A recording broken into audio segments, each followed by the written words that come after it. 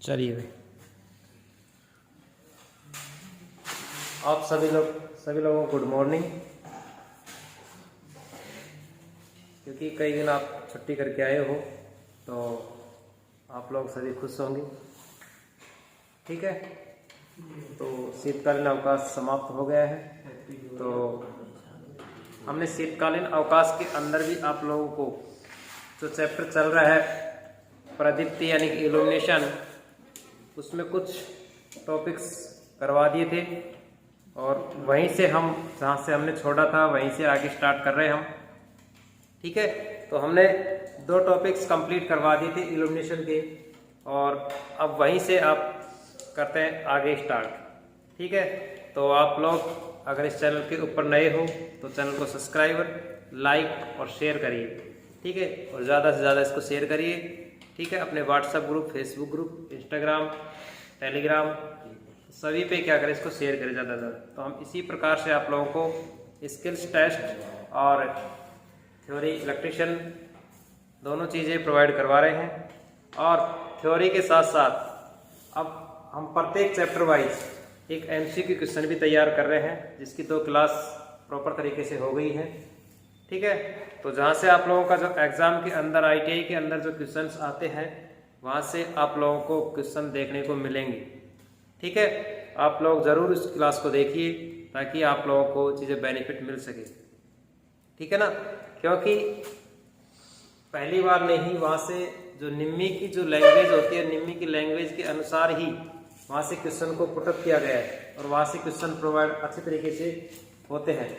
ठीक है ना, उसी प्रकार से मतलब इलेक्ट्रिशियन की जो भी क्लासेज होती है, जैसे थ्योरी की हो या WCS की हो, ठीक है, तो उस सभी में क्या होता है, यहाँ से NCVT एग्जाम पोर्टल से आप लोगों को क्वेश्चन देखने को मिलते हैं। ठीक है, तो फटाफट वीडियो को शेयर कर दीजिए ताकि हम क्लास को स्टार्ट करते हैं। ठीक है भाई, तो चलिए नेक्स्ट टॉपिक जहाँ से हमने स्टॉपेज किया था, हमने पढ़ा था लास्ट क्लास के अंदर। अगर लास्ट क्लास आप लोगों ने नहीं देखी है तो आप प्लेलिस्ट में जाकर अपने दोनों एक क्लास को और पिछली क्लासों को भी आप विजिट कर सकते हो। ठीक है, नहीं तो हम इस क्लास के डिस्क्रिप्शन में भी आप लोगों को लिंक प्रोवाइड करवा देंगे। ठीक है भाई, तो चलिए हम स्टार्ट करते हैं नेक्स्ट टॉपिक की ओर। जो इस पिछला वाला टॉपिक था हमारे पास इल्यूमिनेशन यानी कि लुमेंस, फ्लक्स था यानी ज्योति तीव्रता, प्रदीप्ति तीव्रता। ठीक है, यानी पुंज पढ़ लिया था हमने, प्रदीप्ति 2 टॉपिक्स हमने उसका इंट्रोडक्शन कर लिया था। ठीक है, तो 3 टॉपिक्स हमने कंप्लीट कर लिए थे और तीसरे टॉपिक की तरफ हम चल रहे हैं ठोस कोण यानी सॉलिड एंगल। सॉलिड एंगल होता क्या है? ठीक है, यहाँ से भी आप लोगों को क्वेश्चन मिलता है, इसका मात्रक सबसे वेरी इंपॉर्टेंट है। यहाँ से इसका मात्रक, ठीक है, इसका मात्रक होता है, सबसे पहले हम बात करते हैं स्टेरेडियन। ठोस कोण का मात्रक क्या होता है? स्टेरेडियन। ठीक है, ठोस कोण का मतलब यहाँ पे होता है कि जैसे कोई भी इकाई क्षेत्रफल के केंद्र बिंदु पर जब कोई कोण बनाया जाता है, ठीक है, तो उसके अंदर मध्य में जो कोण बनाया जा रहा है वो हमारे पास क्या होता है? ठोस कोण कहलाता है। क्या कहलाता है? ठोस कोण कहलाता है। इसे हम किससे डिनोट करते हैं? W से डिनोट किया जाता है। किससे करते हैं इसको? W से डिनोट करते हैं। और इसका जो मात्रक होता है W बराबर 4 पाई R स्क्वायर बटे R स्क्वायर के रूप में इसको डिनोट किया जाता है। ठीक है, और इसका जो मात्रक हो गया क्या होता है? स्टेरेडियन होता है। ठीक है, 4 पाई R स्क्वायर, 4 पाई R square upon R square. ये फॉर्मूला आप लोगों को एक न्यूमेरिकल सवाल आप लोगों को देखने को मिल सकता है। इसका मात्रक क्या होता है? यहाँ से क्वेश्चन ये बनता है, स्टेरेडियन। ठोस कोण का मात्रक क्या होता है? स्टेरेडियन होता है। ठीक है, तो चलिए यहाँ से हम लिखते हैं टॉपिक्स को प्रॉपर तरीके से। देखिए इसकी परिभाषा क्या होती है। परिभाषा देखिए भाई, हमने तीसरा टॉपिक पढ़ रहा है ठोस कोण का यानी सॉलिड एंगल। और सॉलिड एंगल किसे कहते हैं उसकी परिभाषा आप लोगों के सामने है और उसको अच्छी तरीके से याद रखना है आपको, क्योंकि यहाँ से आप लोगों को एक क्वेश्चन देखने को मिल सकता है छोटा सा 1 नंबर का। ठीक है ना, तो क्वेश्चन क्या है, परिभाषा क्या है? किसी खोखले गोले के इकाई क्षेत्रफल वाले वक्र में उसके केंद्र पर बना आयतनात्मक कोण क्या कहलाता है? ठोस कोण कहलाता है या सॉलिड एंगल कहलाता है। कहने का मतलब यह है कि हमारे पास कोई खोखला है, गोला है, ठीक है, कैसा है, खोखला गोला है। इकाई क्षेत्रफल यानी कि इकाई क्षेत्रफल वाले वक्र में उसके केंद्र बिंदु पर जो भी बनने वाला जो आयतनात्मक जो कोण होता है ना, ठीक है, उसे हम क्या कहते हैं, ठोस कोण कहा जाता है। ये कोण बन गया, जैसे मान लिया कि यहाँ से ये बन गया, ठीक है। तो इस प्रकार से हमारे पास केंद्र बिंदु से बनने वाला जो भी आयतनात्मक जो कोण होता है ना, उसे हम बोलते हैं सॉलिड एंगल बोला जाता है, ठीक है। सॉलिड एंगल को हम किससे डिनोट करते हैं, यहाँ से W से प्रदर्शित किया जाता है। और इसके बाद में इसका जो मात्रक होता है, मात्रक क्या होता है, यहाँ से हमने सूत्र भी इसका माना है। सूत्र क्या है कि जैसे गोले के वक्र तल का क्षेत्रफल, जैसे गोला है हमारे पास, खोखला है, इस गोले का तल है हमारे पास यहाँ से ये वाला, ठीक है, और इसका केंद्र बिंदु हमारे पास ये है। इस पे बनने वाला जो आयतनात्मक जो कोण होता है वो हमारे पास कौन सा होता है, सॉलिड एंगल कहलाता है। गोले के वक्र तल का क्षेत्रफल, इसका एरिया कितना है, पूरे का पूरा कितना है, इसका क्षेत्रफल कितना है, और इसकी जो त्रिज्या है यहाँ से इस केंद्र बिंदु से और यहाँ तक की जो त्रिज्या है, रेडिएशन हमने खींची है, वो क्या कहलाती है, हमारे पास त्रिज्या होती है, ठीक है। तो इस वक्र तल के ऊपर कितनी हमने त्रिज्या का स्क्वायर हमने किया है, कितनी हमने रेडिएशन खींचा गया है यहाँ से केंद्र बिंदु से, ठीक है ना, वही चीज हमारे पास क्या होता है, ठोस एंगल कहलाता है। जैसे हमने सूत्र लिखा है कि 4 पाई आर स्क्वायर, जैसे हमारे पास 4 पाई मतलब 2 पाई आर स्क्वायर होता है वर्ग का क्षेत्रफल। वर्ग का क्षेत्रफल का सूत्र क्या होता है, 2 पाई आर होता है ना। उसी प्रकार से हमारे पास क्या होगा, 2 पाई आर का स्क्वायर और हमारे पास त्रिज्या का स्क्वायर, जितने हमने रेडिएशन खींची है, इसका आर स्क्वायर से आर स्क्वायर कटा है, तो हमारे पास जो रेडिएशन स्टेरेडियन बचा है कितना, 4 पाई बचा है। कितना बचा है हमारे पास, 4 पाई बचा है। ये सवाल भी आप लोगों को देखने को मिल सकता है, इसको भी स्टार लगा लीजिए, ठीक है।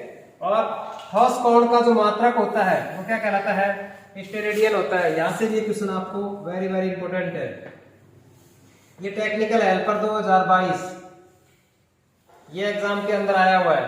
ठोस कोण का मात्रक क्या होता है, स्टेरेडियन होता है, ठीक है। इस प्रकार से आप लोगों को याद रखना है, ठोस कोण का मात्रक क्या होता है, स्टेरेडियन होता है। ठोस कोण का अधिकतम मान कितना होता है, 4 पाई होता है। अगर आप लोगों से पूछ लिया जाए कि ठोस एंगल, सॉलिड एंगल का जो अधिकतम जो मान होता है वो कितना होता है, 4 पाई होता है।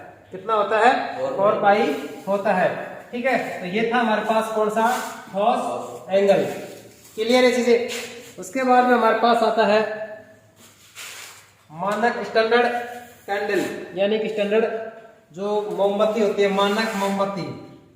मानक मोमबत्ती का यहाँ से जो मान है हमारे पास, क्योंकि प्रति घंटे के अंदर कितना मान के कितने घंटे के अंदर कितना ग्राम मोमबत्ती क्या कर रही है, मतलब खपत की जा रही है।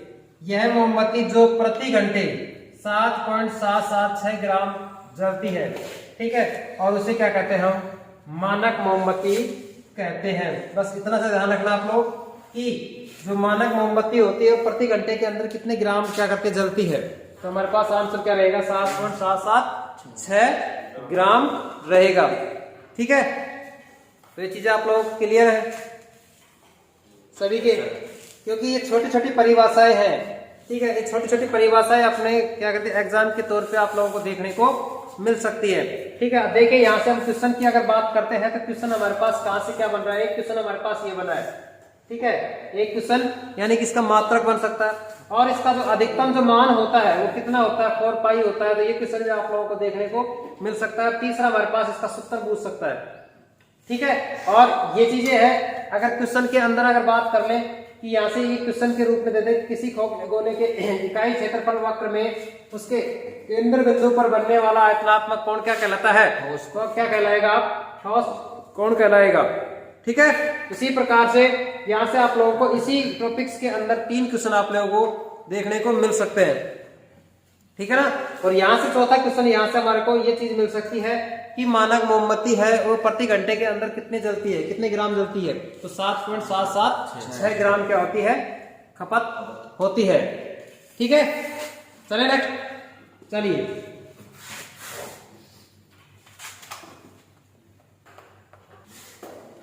देखिए भाई, नेक्स्ट टॉपिक हमारा है कैंडल पावर, यानी कि जो कैंडल जो शक्ति होती है उसे किसे कहते हैं, प्रकाश स्रोत द्वारा निश्चित दिशा में प्रति इकाई घन कोण पर उत्सर्जित ल्यूमन की संख्या कैंडल शक्ति कहलाती है। यानी कि जो ल्यूमन की जो शक्ति होती है, जैसे हमारे पास जो प्रदीप्ति तीव्रता थी, ठीक है, यानी ल्यूमन इंटेंसिटी की बातें हम कर रहे थे पिछली क्लास के अंदर, उसी प्रकार से हम उसकी जो कुल मात्रा, ठीक है, ल्यूमन की कुल मात्रा की संख्या होती है, उसके ऊपर क्या होता है, उत्सर्जित होता है। जैसे मान लिया कि जैसे कोई प्रकाश लैंप लगा हुआ है, बल्ब लगा हुआ है, और वो बल्ब जैसे इसको सप्लाई देते हैं तो क्या करने लगता है, ग्लो करने लग जाता है, प्रकाश उत्पन्न करने लग जाता है, यानी उत्सर्जित करने लग जाता है। तो घन कोण का मतलब यहाँ से है कि वो पूरे तरीके से क्या होने लग जाता है, प्रकाशित होने लग जाता है, और प्रकाशित होने के बाद वो क्या करने लग जाता है, किरण उत्सर्जित होने लग जाती है, ठीक है। और वो उत्सर्जित होने के बाद में क्या होता है, वो किसके ऊपर डिपेंड करता है, यहाँ से ल्यूमेंस की संख्या के ऊपर डिपेंड करता है। तो ल्यूमेंस का मतलब यहाँ पे उसके अंदर कितने किरण उत्सर्जित की जा रही है, ठीक है, उसके अंदर कितनी धारा प्रवाहित की जा रही है, उसी प्रकार से उसके अंदर उसकी जो मात्रा होती है उसके ऊपर डिपेंड करती है। ल्यूमेंस को हम किससे डिनोट करते हैं, एच से प्रदर्शित किया जाता है, ठीक है। देखिए हमें इसे सीपी से प्रदर्शित करते हैं, किसको, कैंडल पावर को। कैंडल पावर को किससे डिनोट किया जाता है, सीपी से प्रदर्शित किया जाता है। और इसे एक सीपी बराबर क्या होता है, ल्यूमेन बटा स्टेरेडियन होता है। कैंडल पावर बराबर क्या होता है, ल्यूमेन बटा स्टेरेडियन होता है। और ल्यूमेन हमें किससे डिनोट किया जाता है, एफ से डिनोट किया जाता है, ठीक है। और ये हमारे पास सीपी है, और स्टेरेडियन को हम किससे डिनोट कर रहे हैं, स्टेरेडियन को का जो मान होता है हमारे पास कितना होता है, 4 पाई होता है ना, और होता है कि नहीं होता है। तो इसी प्रकार से हम कह सकते हैं कि एक ल्यूमेन बटा कितना होता है, 4 पाई होता है। अगर आप लोगों को ये क्वेश्चन आ सकता है कि एक कैंडल पावर बराबर कितने वाट होती है, तो हम इस फॉर्मूले के अनुसार क्या कर सकते हैं, निकाला जा सकता है, क्योंकि हमारे पास क्या दिया होगा, एक ल्यूमेन का मान दिया होगा और एक 4 पाई का मान दिया होगा, यानी कि स्टेरेडियन का मान दिया हुआ मिलेगा, ठीक है। तो हम उससे क्या कर सकते हैं, एक कैंडल पावर का मान ज्ञात कर सकते हैं। तो हम ज्ञात कराया है कि इसके अंदर जब एक कैंडल पावर का अगर मान बूझे वाट में, तो हमारे पास कितना मान होगा, यहाँ से 0.0201 वाट होती है, यानी कि हम कह सकते हैं कि 0.0201 वाट होती है एक कैंडल पावर बराबर, ठीक है। तो यहां से आप लोगों को क्वेश्चन मिल सकता है, लगा लीजिए इसको स्टार, ठीक है। कैंडल पावर क्लियर, कि यहां से उसकी जो ल्यूमेंस की संख्या होती है, यहां से आप लोगों को क्वेश्चन भाई परिभाषा में क्वेश्चन बना सकता है, परिभाषा क्वेश्चन देके उसका क्या पूछ सकता है, आंसर पूछ सकता है ना। उसी प्रकार से आप इस चीज की परिभाषा भी आप लोगों को याद होनी चाहिए, ठीक है, क्लियर है चीजें। चलिए नेक्स्ट टॉपिक तरफ, प्रदीप्ति, इल्यूमिनेशन। प्रदीप्ति किसे कहते हैं, इकाई क्षेत्रफल वाले तल पर लंबवत गिरने वाले प्रकाश की कुल मात्रा को प्रदीप्ति कहते हैं। जैसे मान लिया कि यहाँ कोई बल्ब लगा हुआ है, ठीक है, और बल्ब लगने के बाद में हमारे पास इसका जो प्रकाश है वो क्या कहाँ पे गिरता है, तल के ऊपर गिरता है, पृथ्वी पर गिरता है, और कितना गिरता है, ठीक है। वो चीजें स्टेप बाय स्टेप, जैसे मान लिया कि 10% ऊपर होता है, 90% नीचे होता है, तो वो चीजें कौन किस प्रकार का बल्ब होता है, ठीक है। तो उसी प्रकार प्रत्यक्ष है, प्रत्यक्ष वाले आएंगे तो उसमें चीजें बताई जाएगी। लेकिन यहाँ पे केवल इल्यूमिनेशन यानी प्रदीप्ति की बात कर रहा है, इकाई क्षेत्रफल वाले तल पर लंबवत गिरने वाला, यानी कि लंबवत गिरने वाला प्रकाश की कुल मात्रा, ये लंबवत गिर रहा है और इसकी कुल मात्रा पृथ्वी के ऊपर कितनी गिर रही है, इस तल के ऊपर कितनी गिर रही है, वही क्या कहलाती है, उसकी कुल मात्रा क्या कहलाएगी, प्रदीप्ति कहलाती है। जैसे मान लें कोई बल्ब हम जलाते हैं घर के अंदर, और बल्ब जब जलता है तो उसका जो प्रकाश होता है वो पूरा का पूरा कहाँ गिरता है, तल के ऊपर गिरता है कि नहीं, यानी पूरे कमरे के अंदर क्या कर देता है, रोशनी करता है, प्रकाश उत्पन्न करता है। तो जितना वो उसके ऊपर गिर रहा है उसकी कुल मात्रा ही क्या कहलाती है, यहाँ पे प्रदीप्ति कहलाती है। क्या कहलाती है, प्रदीप्ति कहलाती है। इसे किसे डिनोट करते हैं हम, ई से प्रदर्शित किया जाता है। और ई बराबर क्या होगा, प्रकाश पुंज बटे प्रकाश तल का क्षेत्रफल। अब प्रकाश पुंज जो पिछली क्लास में आप लोगों को पढ़ाया था, पहला टॉपिक था प्रकाश पुंज का, ठीक है। तो वो चीज आप लोग देख लेना कि प्रकाश पुंज बटे तल का क्षेत्रफल, यानी कि उसके अंदर कितना तो प्रकाश ल्यूमेन गिरा हुआ है और उसका कितने एरिया के ऊपर क्या कर रहा है, कवर कर रहा है। तो हम कह सकते हैं कि प्रकाश पुंज को किससे डिनोट करते हैं, एफ से डिनोट किया जाता है। किससे डिनोट करते हैं, एफ से, ठीक है। किससे डिनोट करते हैं इसको, F से डिनोट करते हैं, और जो तल का जो क्षेत्रफल होता है, एरिया होता है, उसको किससे डिनोट किया जाता है?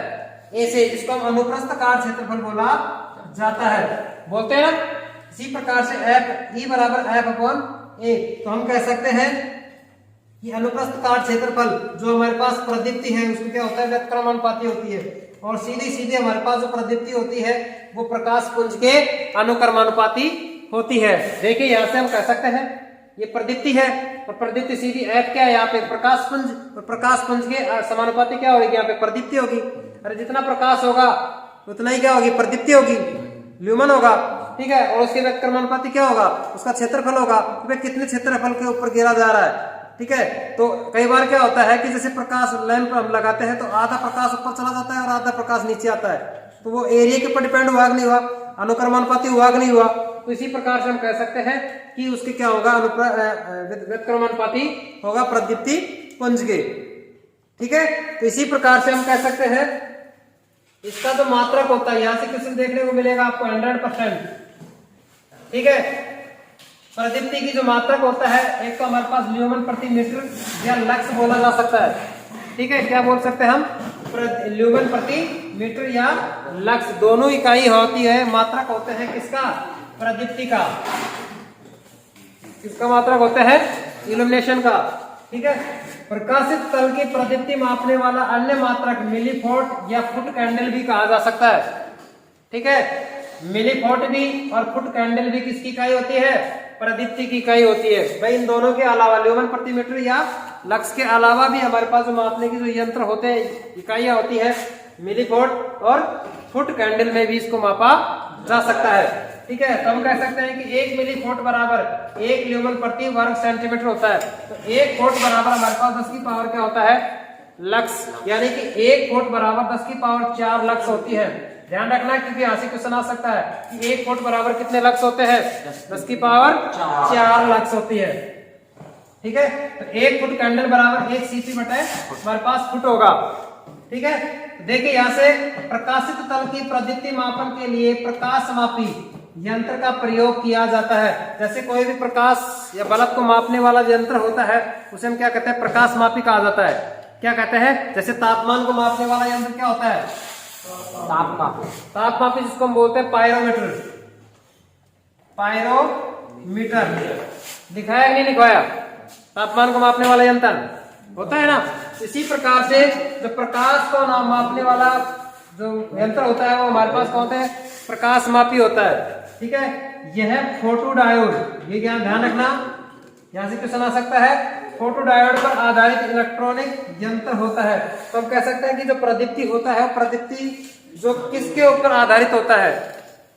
किसके ऊपर? फोटो डायोड पर आधारित होता है, जो हमारे पास कैसा होता है? इलेक्ट्रॉनिक यंत्र होता है। इलेक्ट्रॉनिक यंत्र ने फोटो डायोड के ऊपर कार्य करता है, ठीक है। तो फोटो डायोड का हमारे पास सिंबल होगा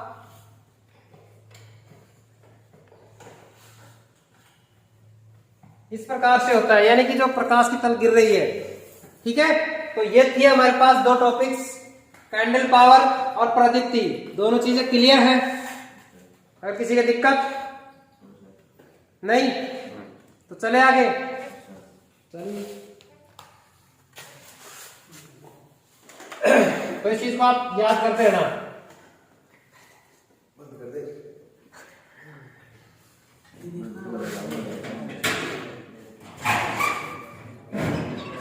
है प्रदीप्ति दक्षता, यानी कि हमारे पास ल्यूमेंस इफिशिएंसी।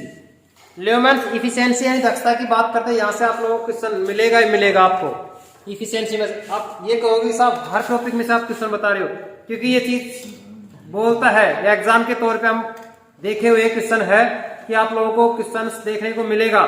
ये जो एक प्रदीप्ति चैप्टर ऐसा है, इल्यूमिनेशन चैप्टर ऐसा है जो हर छोटा सा छोटे क्वेश्चन को भी उठा के एग्जामिनर क्या करता है?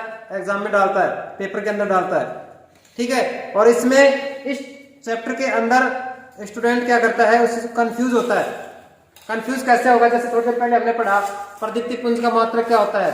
अब कई क्या करेंगे? लक्स बोलेंगे, कई ल्यूमेन बोलेंगे, ठीक है। तो वो चीजें कंफ्यूज होने वाली है, तो आप इस चीज में कंफ्यूज ना हो, एक पूरे तरीके से पढ़िए उसको, ठीक है ना।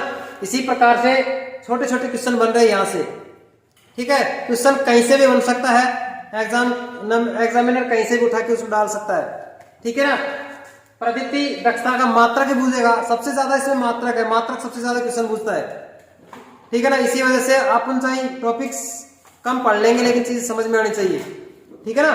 तो देखिए प्रदीप्ति दक्षता क्या कहते हैं, ह्यूमन एफिशिएंसी, प्रकाश स्रोत में उत्पन्न होने वाले यानी कि आउटपुट, प्रकाश स्रोत में उत्पन्न होने वाले आउटपुट, प्रकाश की कुल मात्रा, प्रकाश की कुल मात्रा तथा उसे प्रदान इनपुट की गई कुल वैद्युतिक शक्ति के अनुपात को क्या कहते हैं, प्रदीप्ति दक्षता कहते हैं। जैसे मान लो कोई हमारे पास उपकरण लगा रखा है या लैंप लगा रखा है, उस लैंप को हम क्या देते हैं, वैद्युतिक शक्ति इनपुट पावर देते हैं नहीं देते, और उसके बाद में इनपुट के बाद में आउटपुट क्या देता है हमारे को, प्रकाश स्रोत में उत्पन्न होने वाला देता है नहीं प्रकाश।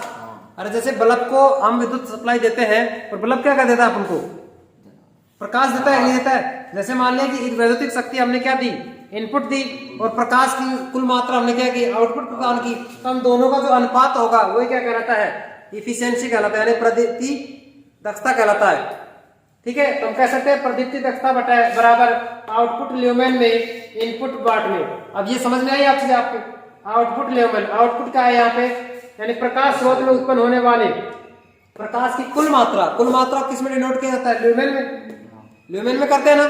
इसी प्रकार से उसे प्रधान इनपुट कुल वैद्युतिक शक्ति, कुल वैद्युतिक शक्ति, शक्ति किस में मापा जाता है, वाट में। तो हम कह सकते हैं कि इनपुट क्या होगी यहाँ पे वाट, तो हम दोनों का आउटपुट ल्यूमेन में बटे इनपुट वाट में, तो हम कह सकते हैं इसका मात्रा क्या होगा, ल्यूमेन प्रति वाट होगा। प्रदीप्ति दक्षता का मात्रा क्या होगा यहाँ से, ल्यूमेन प्रति वाट। ये क्वेश्चन अंडरलाइन कर लो, इसको क्वेश्चन आ सकता है कि प्रदीप्ति दक्षता का मात्रा क्या होता है, ल्यूमेन प्रति वाट होता है, ठीक है।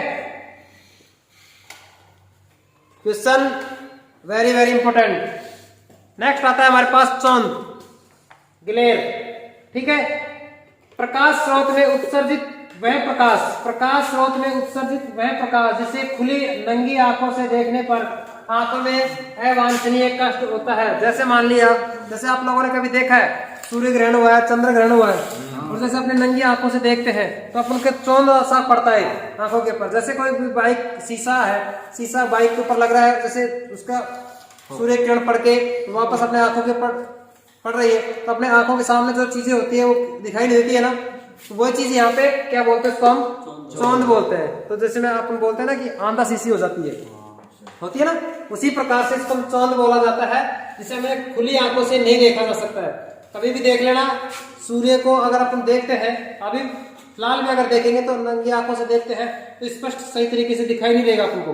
अगर फिर भी कोई चश्मा लगा के, कोई ग्लास लगा के अगर फिर देखते हैं तो अपन को प्रॉपर तरीके से स्पष्ट दिखाई देगा।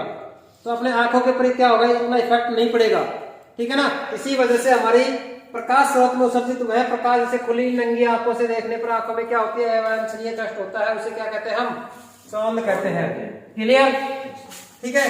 चौंध के कारण आंखों में क्या होती है, जलन, सिर दर्द होने लग जाता है। देखो कभी कभी अपने मोबाइल देखते हैं ना, कुछ टाइम ज्यादा देख लेते हैं तो नंगी आंखों से देखते हैं तो कब थोड़ी देर बाद में क्या होने, सर दर्द होने लग जाता है, आंखों में पानी आने लग जाता है, आंखों में जलन होने लग जाती है, होती है ना। तो अगर हम कोई चश्मा लगाकर हम मोबाइल को देख रहे हैं तो इतना प्रभाव थोड़ी पड़ेगा, नहीं पड़ता है ना। उसी प्रकार से क्या होने लग जाता है, आंखों में जलन, सर दर्द, ठीक है, या आंखों में पानी आने लग जाता है, तो वो किसके कारण से होता है, यहाँ से इस चौंध के कारण से ही होता है। तो ये चीजें आप लोगों ने गाड़ियों की हेडलाइट आदि में देखी होगी। जैसे सामने रात के टाइम में गाड़ियां चलती है, और गाड़ियां चलते समय जब लाइट जलती है सामने और अपन उसके सामने चल रहे हैं तो सामने से कुछ नहीं दिखाई देता, अपन को देता है, कुछ नहीं दिखाई देता ना। तो जब वो लाइट को मतलब कमबत्ती करता है, डाउन करता है, तभी क्या करता है, आगे का कुछ दिखाई देता है। तो वही चीज हमारे पास किसके कारण से होता है, यहाँ से इस चौंध के कारण से ही होता है। क्लियर है दोनों टॉपिक्स सभी के। चलिए नेक्स्ट टॉपिक।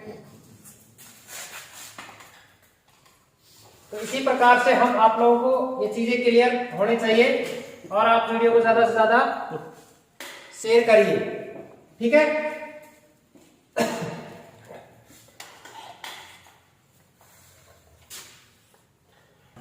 बात हम करते हैं ब्राइटनेस की या चमकीलापन की। जो चीजें हमने पिछले पढ़े थे इसी प्रकार से नेक्स्ट टॉपिक हम कर रहे हैं, चमकीलापन या ब्राइटनेस। ठीक है, तो छोटी छोटी चीजें हैं, आप लोग इनको अच्छे तरीके से याद रखना है। ठीक है, तो प्रकाश स्रोत द्वारा इकाई क्षेत्रफल पर प्रकाश की तीव्रता चमकीलापन कहलाता है। जैसे मान लिया कि कोई कमरे के अंदर कोई हमने बल्ब लगा रखा है और जैसे बल्ब क्या करता है, प्रकाश उत्पन्न करता है, और कितना प्रकाश उत्पन्न करता है, उस कमरे के अंदर कितनी रोशनी होती है, वही क्या कहलाता है, हमारे पास एक चमकीलापन होता है। जितना प्रकाश उत्पन्न होगा उतना ही क्या होगा, चमकीलापन होगा। जैसे मान लिया कि जैसे तो हम नंगी दीवारों पर, जैसे मान कमरे के अंदर अगर कोई कलर पेंट नहीं करवा रखा है और डायरेक्ट हमें एक प्लास्टर के रूप में है, तो इतना प्रकाश उत्पन्न नहीं करेगा जितना हमने कलर पेंट करवा रखा है। जब कलर पेंट होने के बाद में वो ब्राइटनेस सबसे ज्यादा होती है। समझ रहे बात को? जैसे हमारे पास ये कमरा है, ठीक है, इस कमरे के अंदर अगर मान लो कलर नहीं करवाते तो कितने भी बल्ब जला लो आप, उतना प्रकाश उत्पन्न नहीं होता, ब्राइटनेस नहीं बढ़ती। ठीक है, अब कलर करवाने के बाद में मतलब 2 बल्ब भी काफी है, इसके अंदर बहुत ज्यादा ब्राइटनेस बढ़ जाती है। ठीक है, तो कलर करवाने के बाद में इसकी चमकीलापन बहुत ज्यादा होता है, क्योंकि जब अगर डायरेक्ट यहाँ पर लिपाई होती है ना, कुल लिपाई अगर करवाते हैं बल्ब टांगते हैं तो इतनी रोशनी नहीं हो पाती है, क्योंकि वो दीवारें क्या करती है, अपनी ओर अवशोषित करती है, खींचती है। ठीक है ना, लेकिन जो कलर होने के बाद में वो क्या करता है, प्रकाश परावर्तन के रूप में कार्य करता है, टकरा के वापस उसको फैलाव के रूप में कार्य करवाता है। ठीक है ना, तो उसका ब्राइटनेस बढ़ता है किससे, कलर से। ठीक है, तभी तो ये हल्की दीवारें होती हैं, उसके ऊपर ब्राइटनेस कम होता है। ठीक है ना, उसी प्रकार से हम कहते हैं कि प्रकाश स्रोत द्वारा इकाई क्षेत्रफल पर प्रकाश की तीव्रता चमकीलापन कहलाता है। इसे हम किससे डिनोट करते हैं, बी से प्रदर्शित किया जाता है। तो बी बराबर क्या होगा, ज्योति तीव्रता बटा क्षेत्रफल, यानी ज्योति तीव्रता का मात्रा क्या है, ज्योति तीव्रता का मात्रा क्या है, कैंडेला प्रति मीटर। ठीक है, और क्षेत्रफल हमारे पास क्या है, एरिया इसका, तो मीटर स्क्वायर हो गया। तो इसी प्रकार से बी बराबर आई अपॉन ए बी, इसका फॉर्मूला हम लिख सकते हैं। ठीक है, चमकीलापन का मात्रक कैंडल प्रति मीटर होता है। ठीक है, चीजें क्लियर? ठीक है, यहां से क्वेश्चन आप लोगों को मिल तो सकता है, लेकिन केवल इसकी परिभाषा से मिल सकता है। आपको परिभाषा क्वेश्चन के रूप में दे सकता है, लेकिन उसे क्या कहते हैं। जैसे मान लिया प्रकाश स्रोत द्वारा इकाई क्षेत्रफल पर प्रकाश की तीव्रता क्या कहलाती है, तो क्या कहेंगे आप, इसका चमकीलापन कहलाता है। क्या कहलाता है, ये चमकीलापन कहलाता है। इसे किससे डिनोट करते हैं, बी से प्रदर्शित किया जाता है। इसका मात्रा क्या हो सकता है, कैंडल प्रति मीटर होता है। ठीक है, क्लियर है चीजें? चलिए नेक्स्ट टॉपिक की तरफ। नंबर 10, अवशोषण गुणांक यानी कि एब्सॉर्प्शन फैक्टर। ठीक है, तो जैसे मान लिया कि इसके अंदर अवशोषण गुणांक यानी कि अवशोषण करना, जैसे प्रकाश दीवारें आपस में एक दूसरे क्या करती है, अवशोषित होती है, उसी के बारे में इस चीज को डिस्कस करते हैं। जैसे प्रकाश स्रोत द्वारा उत्सर्जित प्रकाश किरणें जब किसी माध्यम में से होकर गुजरती है अथवा किसी तल से परिवर्तित होती है, तो उसे कहते हैं प्रकाश की कुछ मात्रा माध्यम तल द्वारा अवशोषित कर ली जाती है। इसे प्रकाश का अवशोषण गुणांक कहा जाता है। देखिए, जैसे मान लीजिए कोई कमरे के अंदर है, अभी थोड़ी देर पहले हमने बात की थी कि अवशोषित करना। ठीक है भाई, जैसे मान लिया कोई स्रोत हमने लगाया है और किसी स्रोत के अंदर से धारा प्रवाहित करवाते हैं, और धारा प्रवाहित के मध्यम में जब गुजरती है तो उस समय क्या होता है, किसी भी तल में परिवर्तित होती है। जैसे मान लिया कि जैसे बल्ब हमारे पास है, बल्ब के ऊपर हमारे पास गिलास होता है और उसके अंदर गैस भरी हुई होती है, उसके अंदर फिलामेंट होता है, टंगस्टन का बना हुआ होता है ना, गैस होती है। गैस के कारण से क्या होता है, प्रकाश उत्सर्जित होता है। अगर मान लिया कि अगर जब सप्लाई दी जाती है उस टंगस्टन को, इस फिलामेंट को, सप्लाई तो हमने उसको दी है फिलामेंट को, लेकिन उससे गुजरकर क्या करने लग जाती है, धारा प्रवाहित होकर एक प्रकाश के रूप में, एक माध्यम में से गुजरकर एक प्रकाश के रूप में क्या करती है, उत्सर्जित करती है। ठीक है, या उसको अवशोषण करती है, यानी कि उसको प्रदर्शित किया जाता है। जैसे मान लिया कि आप लोगों ने कभी सिनेमा हॉल में पिक्चर देखने के लिए गए हो, ठीक है, जैसे एक पर्दे के रूप में क्या करते हैं, इसको फोकस डाला जाता है और एक पर्दे के रूप में, डिस्प्ले के रूप में चीजें दिखाई जाती है, उसको अवशोषित किया जाता है। वो किसके कारण से होता है, यहाँ से अवशोषण के कारण से ही होता है, या परावर्तन के कारण से होता है। ठीक है ना, तो इसी प्रकार से माध्यम में से जब कोई चीज को गुजारा जाता है तो वह चीजें हमारे पास अवशोषण गुणांक कहलाता है। अवशोषण गुणांक बराबर अवशोषित प्रकाश बटा आपतित प्रकाश। ठीक है, अवशोषण गुणांक का मान हमेशा कैसा होना चाहिए, निम्न होना चाहिए। कैसा होना चाहिए, निम्न होना चाहिए, इसलिए दीवारें हल्के रंग से रंगी जाती है। ठीक है, अगर मान लिया कि इस दीवार को, अगर हम मान लिया कि इस दीवार को अगर थोड़े हल्के कलर से अगर रंगते तो क्या होगा, बल्ब की प्रकाश किरणें हल्के, इसी प्रकार इसी वजह से हमारे पास इसका क्या होना चाहिए, अवशोषण गुणांक कैसा होना चाहिए, निम्न होना चाहिए। कभी कभी क्या दीवार हल्के कलर की भी हो सकती है, अवशोषण अगर गुणांक अगर ज्यादा होगा तो इसका काम सही तरीके से दीवारों पर इफेक्ट नहीं पड़ेगा। इसी वजह से हमेशा अवशोषण गुणांक का मान कैसा होना चाहिए, निम्न होना चाहिए। ठीक है, तो ये चीजें 10 टॉपिक्स कंप्लीट। तो इसी प्रकार से आप लोग वीडियो को ज्यादा से ज्यादा शेयर करिए। ठीक है, तो इसी प्रकार से हम वीडियो को एंड तक, यानी कि जो चैप्टर हमारे पास चल रहा है प्रदीप्ति इल्यूमिनेशन, चैप्टर लंबा है लेकिन हम उसको धीरे धीरे पढ़ेंगे। ऐसा नहीं कि हम उसकी खिचड़ी पका देंगे। जैसे मान लिया कि कोई चीज समझ में आई नहीं और हम उसको लंबे समय तक उस क्लास को बढ़ा रहे हैं, उससे कोई मतलब नहीं है। ठीक है ना, जितना अपन को पच सके उतना ही खाना चाहिए।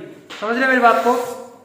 जितना याद हो सके उतना ही पढ़ना चाहिए। हम आगे कोई बात नहीं, नेक्स्ट क्लास के अंदर पढ़ लेंगे। ठीक है ना, तो आप लोग ज्यादा से ज्यादा वीडियो को शेयर करिए ताकि हम इसी प्रकार से आप लोगों तक इसी प्रकार की वीडियो प्रोवाइड करवाते रहेंगे, थ्योरी की और इलेक्ट्रिशियन थ्योरी प्लस से प्रैक्टिकल की। ठीक है ना, तो चलते हैं, आज की क्लास को यही समाप्त करते हैं। मिलते हैं अगली क्लास में। जय हिंद, जय भारत।